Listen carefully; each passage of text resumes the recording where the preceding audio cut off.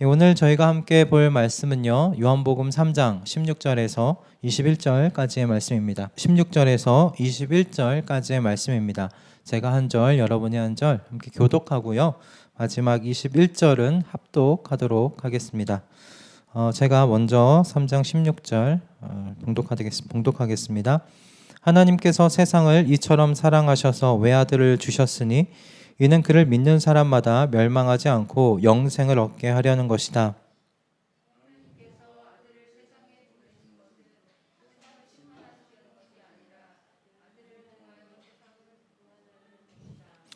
네, 목소리만 좀 더 크게. 몇 분인데 이렇게 목소리가 작으신가요? 아들을 믿는 사람은 심판을 받지 않는다. 그러나 믿지 않는 사람은 이미 심판을 받았다. 그것은 하나님의 독생자의 이름을 믿지 않았기 때문이다.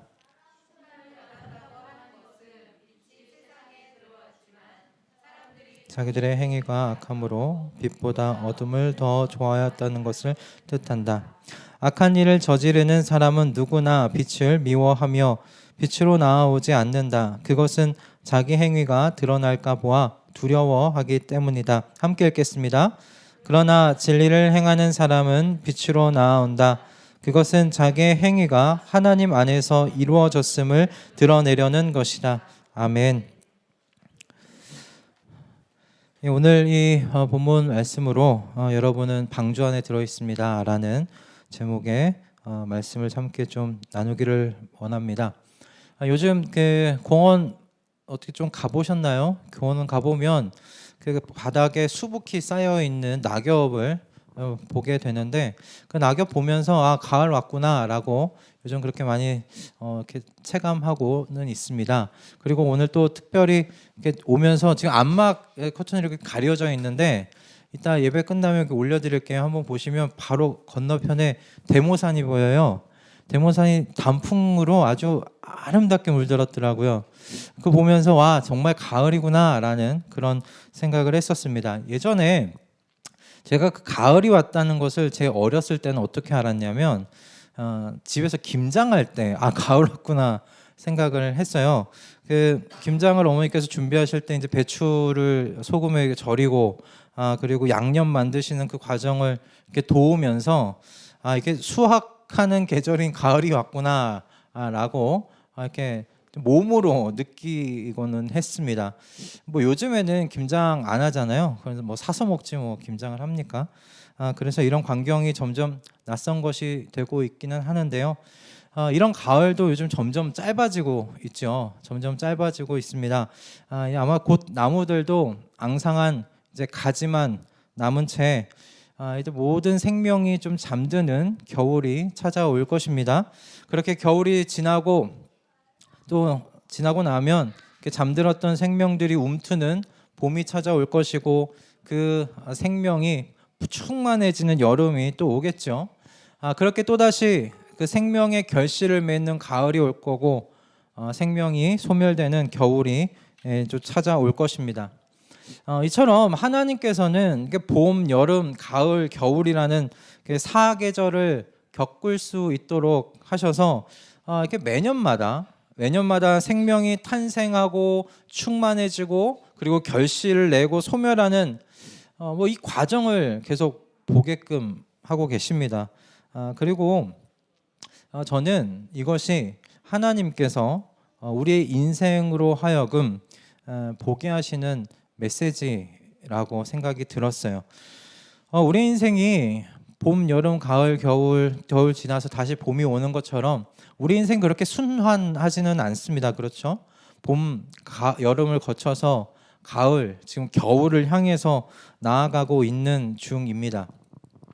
여러분 지금 어디쯤 계절에 머물러 계시는 것 같으세요? 이걸 보면서 저는 여름 좀 지나가고 있나라는 생각을 좀 하고는 했는데, 뭐 어디쯤에 있다고 하더라도 분명한 것은 우리 모두는 겨울에 해당하는 그 계절을 향해서 지금 나아가고 있는 중이라는 것이죠. 성경도 이와 같은 우리의 인생의 특징을 시편 90편의 모세의 노래를 통해서 분명하게 이야기를 해 주었는데요. 우리의 연수가 70이요 강건하면 80이라도 그 연수의 자랑은 수고와 슬픔뿐이요 빠르게 지나가니 마치 날아가는 것 같습니다. 우리에게 우리의 날을 세는 법을 가르쳐 주셔서 지혜의 마음을 얻게 해 주십시오. 이게 시편 90편에 모세가 기도했던 바의 내용입니다. 성경이 우리에게 보게 하는 것은 인생이 겨울을 향해서 지금 나아가고 있다라는 것에 대해 지금 말하고자 하는 것 아닐까 생각이 들었어요. 즉 모든 인생은 그 빠르게 지나가니까 지혜로운 삶이라는 것이 무엇인가, 지혜로운 것이 무엇인가, 그 생명의 날을 세면서 죽음을 생각하는 것이 지혜로운 삶이라고 지금 이 말씀을 통해서 이야기를 하고 있는 것이죠. 이렇게 지나가는 이 우리의 날을 세는 것, 이것이 지혜로운 것이라고 성경이 여러분 말하는 가장 중요한 이유는 무엇이냐면요, 바로 인생의 죽음 이후에 이 겨울 이후에 하나님의 심판이, 주님의 심판이 분명히 있다라고 말하고 있기 때문입니다. 히브리서 9장 27절의 말씀을 보면 인생의 겨울에 대해서 다음과 같이 분명하게 말하고 있습니다. 사람이 한 번 죽는 것은 정해진 일이요 그 뒤에는 심판이 있습니다. 사람이 한 번 죽는 것은 정해진 일이요 그 다음에는 심판이 있습니다. 그것이 히브리서 9장 27절에서 말씀이 우리에게 이야기해주고 있는 인생의 결과였어요. 제가 보기에는 그 많은 사람들이 이 사계절이 주는 이 메시지와 그리고 히브리서 9장 27절의 이 말씀에서 저는 딱 반씩만 믿는 것처럼 생각이 들었어요. 사계절이 지나가는 것을 보면서 인생이 이 죽음이라는 겨울을 향해서 나아간다는 것은 세상의 많은 사람들도 똑같이 그렇게 생각을 합니다. 많은 사람들이 그렇게 생각해요. 그러나 거기까지예요. 하나님을 인정하지 않게 하나님에 대해 모르기 때문에 죽음 이후에 대해서 생각하지 않던지, 죽음 이후에는 아무것도 없다라고 말하던지, 아니면 우리의 죽음은 또 다른 어떤 봄을 향해 나아가는 그 과정 중에 하나라고 그렇게 말할 뿐이라는 거예요. 다시 뭔가의 시작으로 이야기를 한다는 것이죠.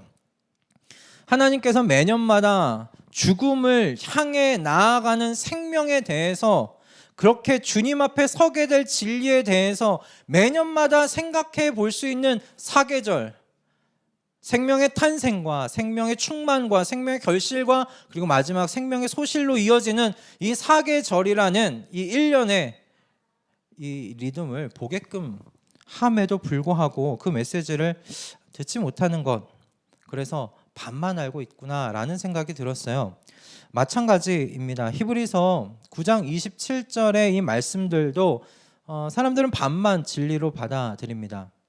사람이 한번 죽는 것은 정해진 일이요.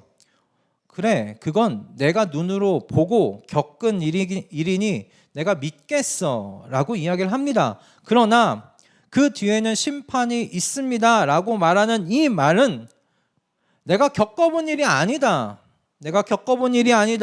그러니 내가 믿기 어렵다라고 이야기를 하는 거예요.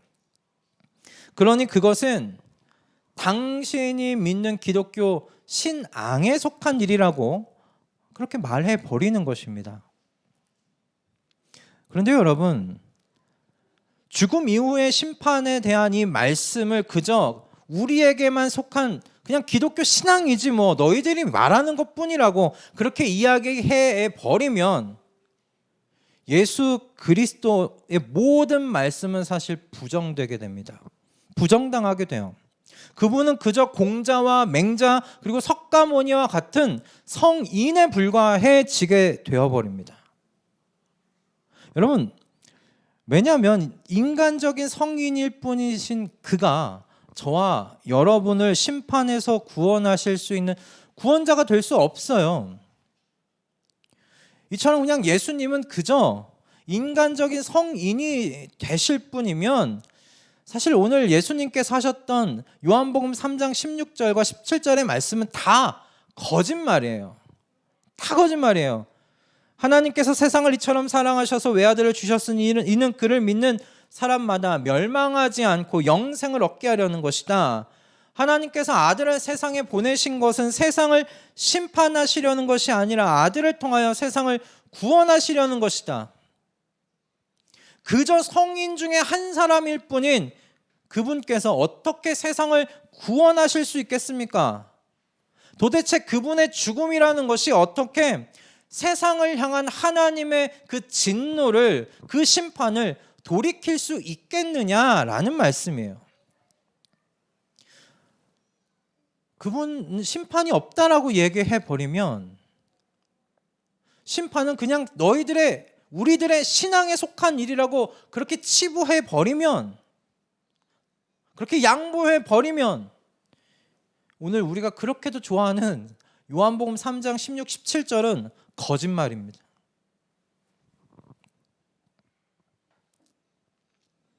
이 말씀이 어떻게 성립될 수가 있겠어요? 세상이 청한 진실이 하나님의 진노고 하나님의 심판이라는 이 사실을 부정해 버리면 예수님이 오실 이유도 없고요. 예수님이 십자가에 죽으실 이유도 없는 거예요. 그분은 그냥 의미 없는 그런 분이 되는 겁니다. 예수님은 하나님의 아들이 아니시라 그냥 히브리인 중에 한 철학자에 불과한 거예요. 그저 자신의 사상을 따라서, 자신의 사상을 위해서 십자가에 죽은 한 성인에 불과할 뿐입니다. 이렇게 세상이 예수님에 대하여, 그리고 그 죽음 이후에 하나님의 심판에 대하여 인정하지 않은 것, 믿지 않으려는 이유, 오늘 본문의 20절의 말씀에서 이렇게 이야기합니다. 그건 도덕적인 이유야 라고 이야기를 해요. 그건 도덕적인 이유야. 악한 일을 저지르는 사람은 누구나 빛을 미워하며 빛으로 나오지 않는다. 그것은 자기 행위가 드러날까 보아 두려워하기 때문이다 라고 예수님께서 말씀하세요. 예수님께서 말씀하시는 게 뭐예요? 하나님의 심판 아래 놓여 있다는 것을 믿고 빛이 되시는 하나님의 아들을 앞으로 나아오지 못하는 이유가 무엇이라고? 자신의 행위가 드러나는 것이 두렵고 싫기 때문이라고 지금 말씀하시는 거예요. 그러니까 온전히 도덕적인 이유예요. 근데 사실이 그런 것 같아요. 주님을 가까이 하면 가까이 할수록 내 안에 얼마나 많은 죄가 도사리고 있는지를 보게 돼요. 내가 얼마나 철저하게 죄인인지를 인정하지 않을 수 없게 돼요. 내가 남들보다 잘난 게 없어요. 똑같이 죄인인 걸 보게 돼요. 아니, 더 더러운 걸 보게 돼요. 하나님의 아들이신 예수님을 믿게 되면 이렇게 이 암막 커튼이 가려져 있는 이 방에 커튼을 확 거둘 때 빛이 확 쏟아지지 않습니까? 빛이 쏟아질 때 이 방 안에 있는 뭐가 보이나요? 공중에 날아다니는 먼지가 보이지 않아요? 저는 예수님을 믿게 된다는 게 그런 것 같아요. 하나님의 빛이 어둠 가운데 있었던, 그래서 못 봤던 나 자신을 비출 때 내 안에 얼마나 많은 이 죄의 먼지들이 이렇게 날아다니고 있었는지 그걸 보게 되는 거예요. 그동안 죄라고 생각하지도 않았고 여기지도 않았던 것들이 다 죄였구나. 그거를 처절하게 느끼게 돼요. 과거의 삶을 정리할 수밖에 없게 되는 거예요. 예수님께서 말씀하시는 건 사람들이 바로 이걸 싫어한다는 거예요. 이걸 싫어한다는 거예요. 그래서 그냥 어두움에 머물러 있기를 선택한다는 그 말씀입니다. 그러나 이런 두려움을 사실 성도들도 여러분 느끼는 것 같아요. 매번 반복되는 죄로 인해서, 또는 스스로 생각하기에 이것만큼은 하나님 앞에 내가 용서받을 수 없겠다고 생각되는 그 죄로 인해서 두려워서 이 빛 되시는 주님께 지금 못 나아가는 거죠. 여러분, 만약에 그렇다면 여러분 그것보다 사실 어리석은 일은 없습니다. 여러분, 그런 마음은 자신의 행위가 드러나는 것이 싫고 두려워서 주님을 믿지 않는 것과 다름없는 어리석음이라고 저는 그렇게 생각이 들어요. 여러분, 오늘의 우리가 읽었던 이 본문 요한복음 3장 16절부터 21절까지의 이 말씀, 여러분, 저와 여러분에게 분명하게 전하고 있는 메시지는 저와 여러분이 지금 지내고 있는 이 시기는 은혜의 시기라고 분명하게 말씀하고 계시는 메시지입니다. 다시 말씀드리면 지금 우리가 살아가고 있는 지금의 이 시기는 예수님이라는 방주의 문이 활짝 열려 있는 시기다라는 말씀이에요. 세상에 하나님의 진노와 심판이 임할 것이라는 그 메시지를 믿고 방주 안으로 들어오기만 하면 누구든지 그 방주 안으로 들어갈 수 있는 그런 시기다라고 하시는 말씀이 오늘 우리 본문이 읽은 메시지에서 이야기하고 있는 거예요. 이런 하나님께서 노아에게 그 세상을 물로 심판하시려고 하니 산 위에 방주를 만들라고 하시지 않았습니까? 노아는 하나님의 그 명령을 따라서 방주를 만들었습니다. 그런데 성경에 분명하게 나와 있지는 않지만 노아가 방주를 만들면서 왜 방주를 만들고 있는지에 대해서 주변의 이웃들과 사람들이 질문해 오지 않았을까요? 당신 왜 이렇게 힘들게 저 산 위까지 그 나무를 끌고 올라가서 방주를 만드냐, 배를 만드냐, 그것도 조그만 배가 아니라 그렇게 큰 배가 왜 필요하냐, 그렇게 사람들이 묻지 않았을까요? 노아는 그 질문에 분명히 답했을 거예요. 하나님께서 물로 심판하실 겁니다. 언제가 될진 모르지만 하나님께서 분명히 물로 이 땅을 심판하신다고 하셨습니다. 그래서 저는 지금 이 방주를 만들고 있는 겁니다. 그러니 당신도 이 메시지를 믿고 이 하나님의 말씀을 믿고 나와 같이 방주에 들어갑시다. 내 가족과 같이 방주에 들어갑시다. 그래서 하나님의 심판으로부터 구원을 받으십시오. 그렇게 말하지 않았을까요? 저는 노아가 분명히 그렇게 이야기를 했을 것 같아요. 그런데 현실은 무엇이었는가? 방주의 문이 닫히기 전까지 아무도 그 말을 믿지 않았다는 거예요. 온 세상에서 방주 안으로 한 쌍씩 동물들이 들어갈 때도 분명히 그 노아와 함께 살았던 이웃들은 그 광경을 보았을 텐데도 아무도 믿지 않았어요. 그리고 믿지 않은 대가는 매우 컸습니다. 하나님의 심판 아래서 모두 다 죽었어요. 오늘날 예수님께서 그렇게 구원의 방주가 되십니다. 하나님께서는 자기의 아들을 통해 지금은 그래서 구원을 얻을 때다. 지금은 구원을 얻을 때다. 은혜의 때다. 방주의 문이 활짝 열려있는 때다라고 분명하게 말씀하시는 거예요. 여러분, 사복음서를 보면 마태복음과 마가복음에는 예수님께서 공생애를 시작하시기 전에 분명히 하나님의 나라가 가까이 왔다라고 선언을 하시면서 공생애를 시작하십니다. 그렇죠? 하나님의 나라가 가까이 왔다. 그렇게 이야기를 하십니다. 근데 누가복음하고 요한복음에는 그런 말씀이 없으세요. 그런데 다만 다른 방식으로 그 부분에 대해서 말씀하세요. 오늘 요한복음에서 우리가 지금 보고 있는 이 본문이 바로 그 부분에 대한 본문이고요.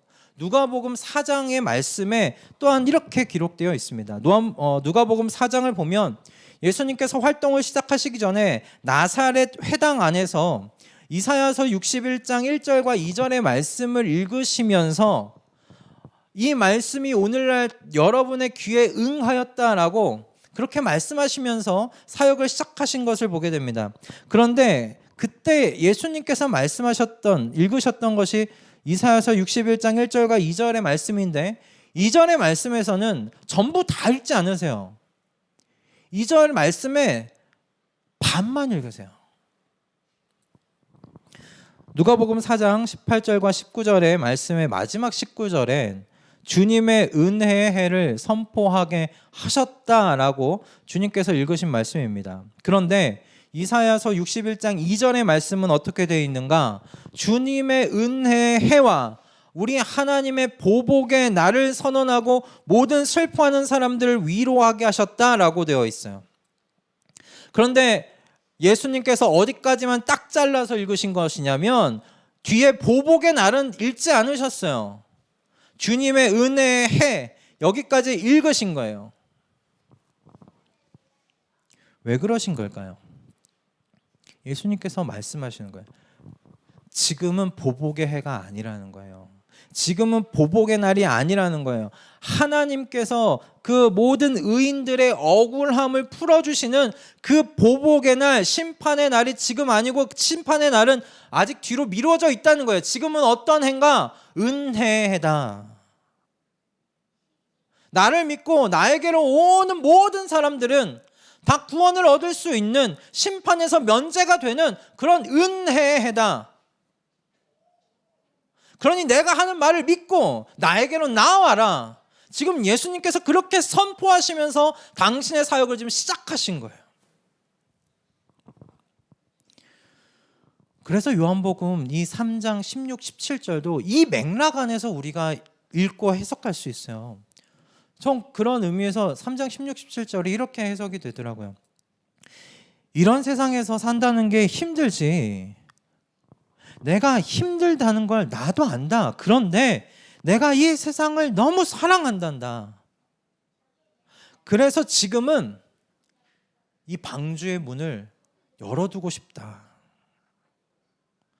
누구든지 나의 말을 믿고 내게로 오면 나는 받아주고 싶구나.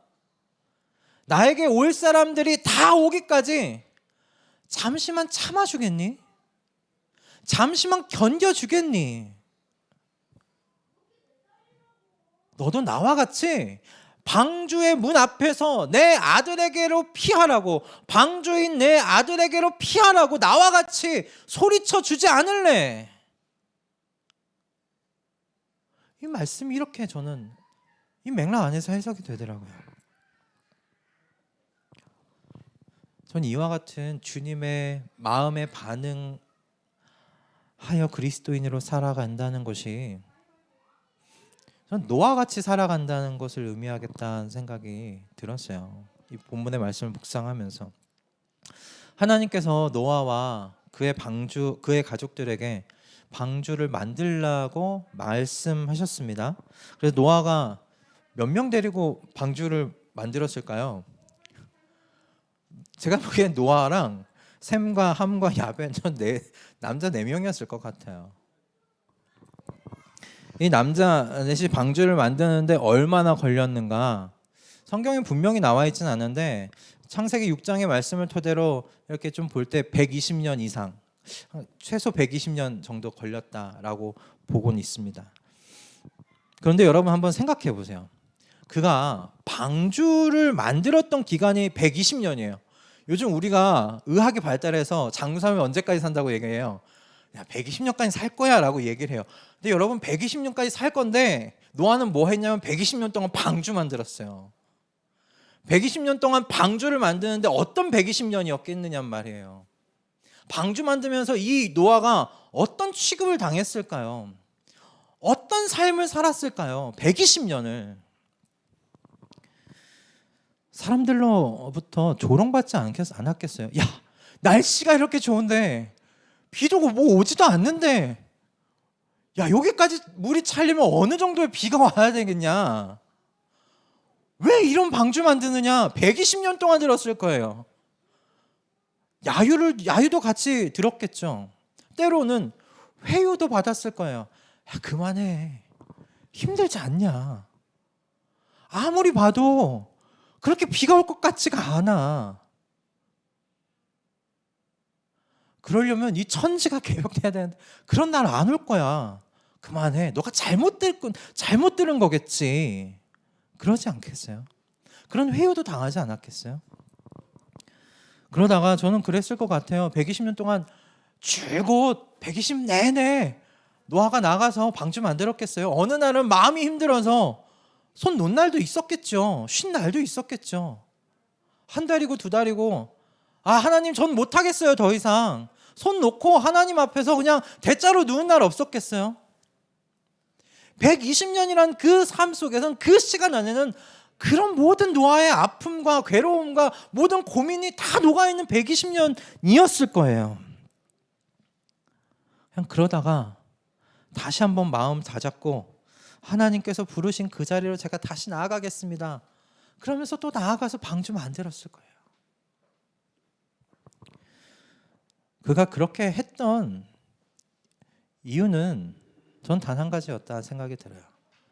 믿었기 때문에 그래요. 믿었기 때문에. 하나님의 말씀을 믿었기 때문에 그래요. 여러분, 노아가 방주에 나중에 나와갖고 해놓은 일이 있어서 노아 우리가 우습게 여기죠. 120년을 믿고 이걸 한 거예요. 여러분, 이런 사람이 그래서 당대 의인 중에 한 사람으로 노아를 보는 것 아니겠습니까? 120년을 믿고 그 조롱과 야유와 회유를 다 견뎌내면서 방주를 만든다는 건 쉬운 일 아닙니다.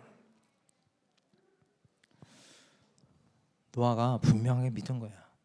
세상을 심판하시겠다고 하신 하나님의 말씀을 철석같이 믿은 거예요. 그렇게 120년을 산 거예요. 120년을 그렇게 만든 거예요.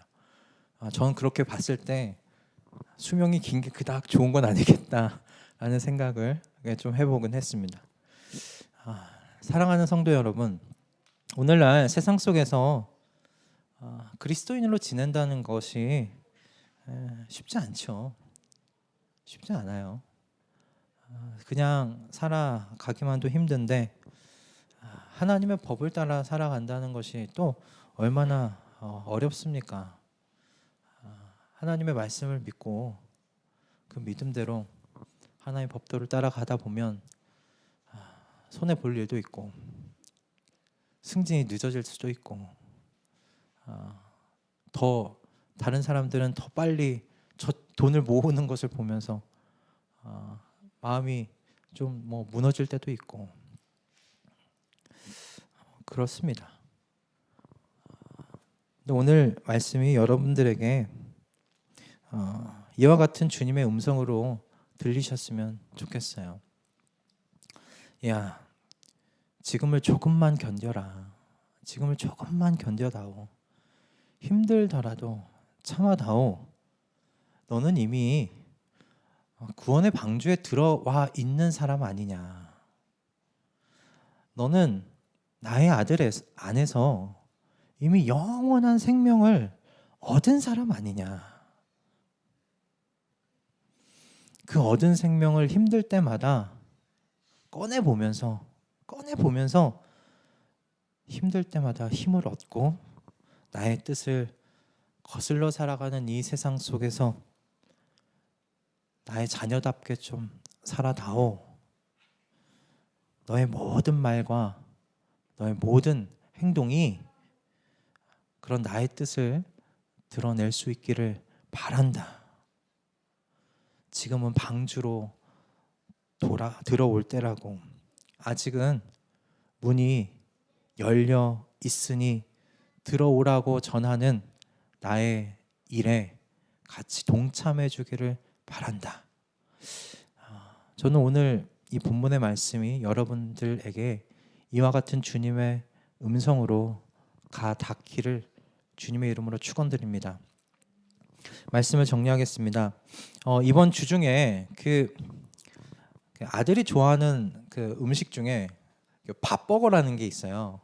밥버거가 있는데 특별히 제 아들이 좋아하는 게 그 양념치킨 밥버거를 그렇게 좋아해요.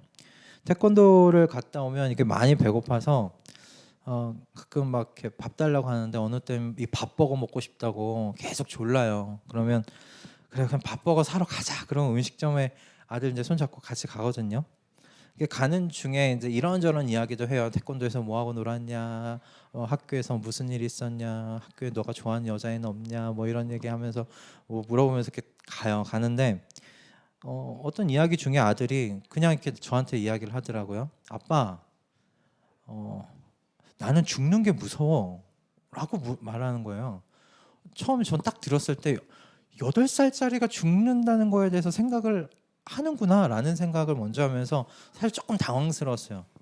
이걸 어떻게 얘기를 해야 되지? 라고 하다가 저는 8살 때 그런 생각을 가져본 적이 없었던 것 같거든요. 그냥 친구들하고 놀기에 바빴던 것 같은데 아빠 나는 죽는 게 무서워 그러는 거예요. 그래서 아들한테 그냥 이렇게 이야기해 줬어요. 선율 저희 아들이 이해할런지는 모르겠는데 선율이는 예수님이 하나님의 아들이신 거를 믿니? 믿는데요. 믿으면 선율이는 죽는 게 아니라 선율이가 믿는 예수님을 만나는 거야. 죽는 게 아니야 라고 그렇게 얘기를 해줬어요. 넌 영원히 너가 믿는 예수님하고 살게 될 거야. 그렇게 얘기를 해줬습니다. 그리고 아들이 화제를 돌리길래 뭐 다른 이야기를 하면서 음식점을 향해 갔는데 오고 가는 길에 이런저런 생각을 좀 하게 되었어요. 사람이 죽음에 대해서 생각하는 건 본능이구나. 이게 나이가 들어서 어느 정도 돼서 생각하는 게 아니라 죽음에 대해서 생각하는 건 본능이구나 라는 생각이 들었어요. 사람들이 그런데 죽음에 대해서 본능인데도 말하지 않는 건 이게 관심이 없어서가 아니라 어쩌면 이 두려운 것을 회피하고 생각하고 싶지 않기 때문일 수 있겠다라는 그런 생각이 들었어요. 죽음을 준비하는 유명한 책들이 많죠. 그러나 가장 좋은 죽음을 준비하는 지혜는 구원의 방주이신 예수님을 주님으로 모시는 겁니다. 그분을 영접하는 것입니다. 왜 그렇습니까? 죽음은 몸의 죽음을 의미하는 것이 아니에요. 죽음은 하나님의 심판 앞에 서게 되는 것을 의미하는 겁니다. 그렇지 않은들 하나님께서 세상을 심판으로부터 구원하시려고 자기의 아들을 세상 가운데 보내셨겠습니까? 그러니 예수님을 여러분의 삶의 주인으로 모십시오. 그리고 방주의 문이 지금은 열려있는 때이니 은혜의 시기이니 심판이 임하지 않은 시기이니 여러분의 숨이 붙어 있을 때 예수님을 여러분의 인생의 주인으로 모실 수 있기를 주님의 이름으로 축복합니다. 또한 그러므로 이 은혜의 시기에 예수 그리스도의 사람들로서 살아간다는 것 쉽지 않은 것이라는 걸 여러분 기억하십시오. 그러나 저와 여러분이 그리스도인으로서 결정하면서 살아가는 그 모든 삶의 모습이 마지막 날에 모든 세상 앞에 심판주로 서실 하나님이 계시다는 것을 드러내게 된다는 것 여러분 꼭 기억하시기 바랍니다. 여러분의 모든 말과 여러분의 모든 행동이 마지막 날 모든 세상 앞에 심판주로 서실 그 하나님이 계시다는 것을 세상의 사람들이 알 수 있도록 세상의 사람들이 생각할 수 있도록 하게 되는 결정이요 행동이라는 것을 여러분 유념하시기 바랍니다. 그래서 노아가 120년간 조롱과 멸시와 회유를 당했음에도 불구하고 믿음으로 그 삶을 버텨내므로 그 믿음을 통해 노아가 세상을 단죄하였다는 히브리서 11장 7절에 여러분 그 말씀이 저와 여러분의 그 삶을 설명해 주는 말씀 될 수 있기를 주님의 이름으로 축복합니다. 여러분 힘들어도 끝까지 여러분 이 믿음의 삶을 살아가 보십시다. 여러분 이 믿음의 삶은 세상이 보기에는 어리석어 보이는 삶입니다. 낭비되는 삶입니다. 이 좋은 날, 이 날씨 좋은 날 이 시간에 여기 모여서 이 졸린 설교를 들으시면서 이 자리를 지키신다는 것 얼마나 세상 사람들이 보기에 어리석어 보이는 일입니까? 얼마나 낭비스러운 일입니까?